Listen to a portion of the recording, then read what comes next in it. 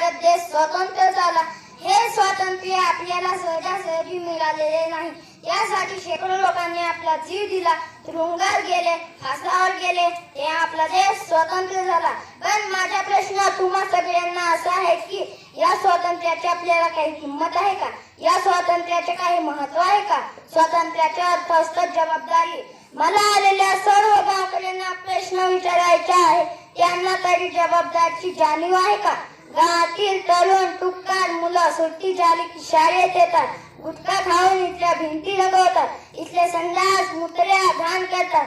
लाज नाही वाटत त्यांनी घाण केली की आम्ही मुलं बादलीने पाणी टाकून स्वच्छ करतो, म्हणजे तुमचीच मुलं स्वच्छ करतात. काही पालक दारू पिऊन शाळेत येतात, आमच्या सरांचे डोके खातात, मग आमच्या वर्ग डिस्टर्ब होतात.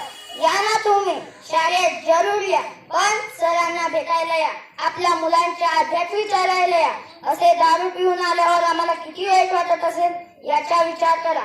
अनेक मुलांना वह्या नसतात, पेन नसतात, पेन्सिल नसते, मग काय शिकणार मुलं? कसे शिकणार? पालकांनी मुलांना पुरेसे लेखन साहित्य घेऊन द्यायला हवे. हे आमचे शिकायचे वय आहे. आम्हाला शेतात मजुरीला नका घेऊन जाऊ. जेव्हा शाळा सुरू असेल तेव्हा आम्हाला शाळेत पाठवा. आपल्या गावातील 2 जणांना नोकरी लागली. आपले शाळेचे जुने अध्यक्ष गमा बाका पाळी हे सोलापूरला शिक्षक झाले आणि अजय भोसले हे पोलीस अधिकारी झाले. हे फक्त शिक्षणामुळे घडले. म्हणून आमच्या शिक्षणाकडे लक्ष द्या. दारू, गुटखा सोडा, तो पैसा आमच्यावर खर्च करा. हे आपलं देश, आपलं गाव खऱ्या अर्थाने स्वतंत्र राहील आणि समृद्ध. लहान असून मी खूप जास्त बोललो, पण काय करणार, हे बोलायलाच पाहिजे. कोणी दुखावले असेल तर तुमच्याच मुलगा समजून माफ करावे. जय हिंद, जय भारत, जय आदिवासी.